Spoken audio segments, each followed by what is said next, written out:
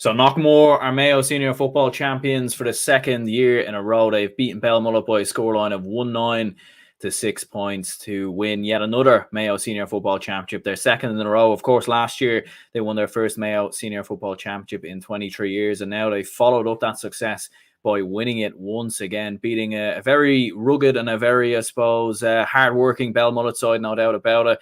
But you have to give the credit to Knockmore, who, of course, came through this game and won the game in the end. And for me, definitely the turning point was the black card for Belmullet in the second half. Knockmore really kicked on from there. It was a fairly even game, really, going into the closing stages. You felt like Belmullet got a bit of momentum, in particular at the start of the second half, and started to kick a couple of scores. Ryan O'Donoghue started to come more into the game.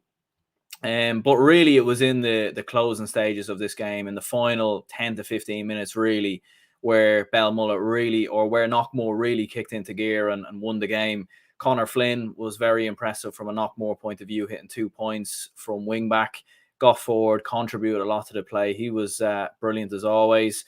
And there was certainly a lot of frees in the game. It was a very stop-start game, I felt, in the first half. I felt the referee probably could have let it flow a little bit more. There was a couple of stages he pulled it up early. He could have let some attacks go on.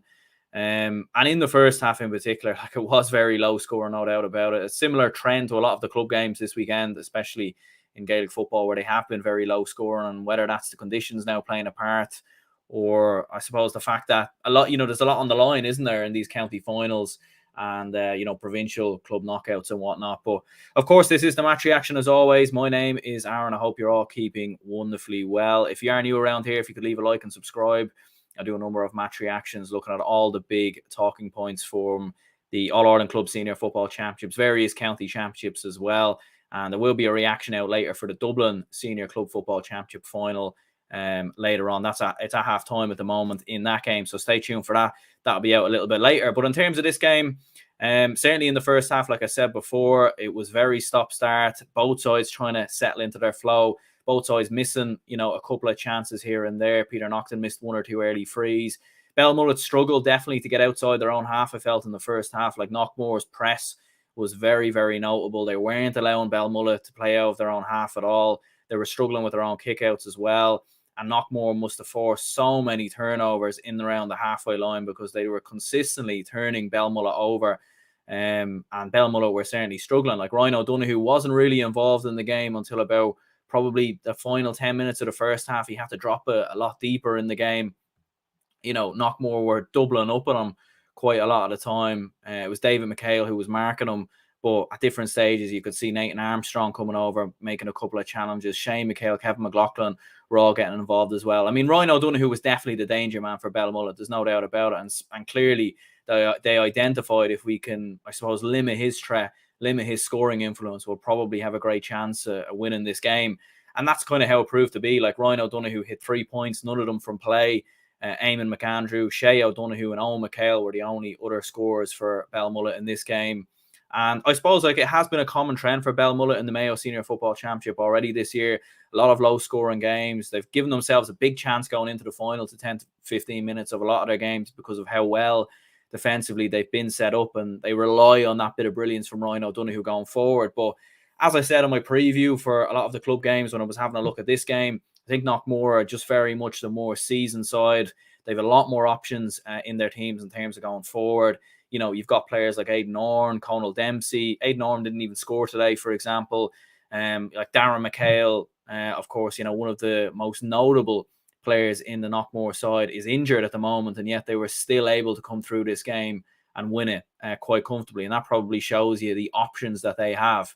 Peter Knockton, very impressive player. He had 5 points in total. 4 of them were from place balls, 1 point from play.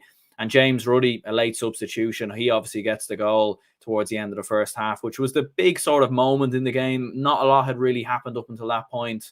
It was 2 points to 1 at that stage for Belmullet, or for Knockmore. You were kind of waiting for the game to kick into gear.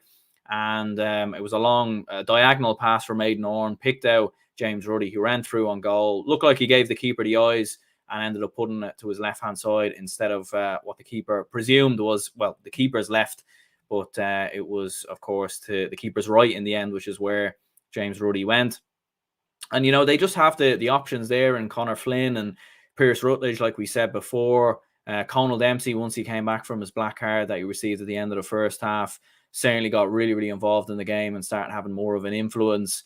And even some of the substitutions as well made a big difference, like Keith Rutledge as well. Although he didn't score, he certainly was involved more in the game. Liam Durkin as well, who made a big impact actually in the last win over Garrymore, was impressive as well. And for Belmullet, yeah, they just, I suppose, just as the game was reaching its final conclusion, they, Knockmore had the lead. They had I suppose, the momentum at that stage as well.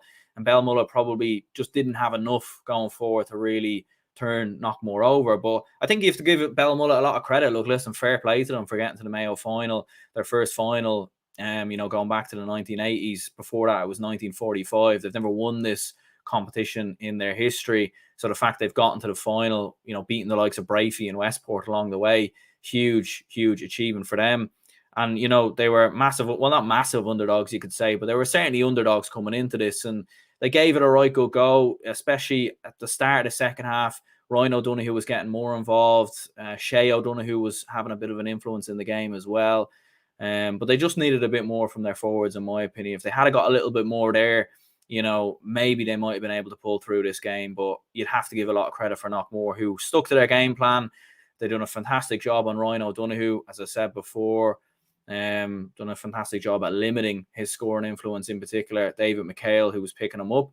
And Knockmore progress on now into the Connacht Club Senior Football Championship semi-finals. They'll be playing Turlestrane of Sligo, who beat St. Kieran's of London earlier today. Turlestrane picked up their first Connacht Club Senior Football Championship win since 2012. I've no idea the last time the Sligo team beat a Mayo team in the Connacht Club Senior Football Championship. Maybe someone in the comments can be wise enough to let me know on that. But Knockmore will go into that game as favourites, and huge opportunity now for them to go on an All-Ireland run. Definitely, they still have Darren McHale potentially to come back into the side. You would expect them to get past Turlestrane.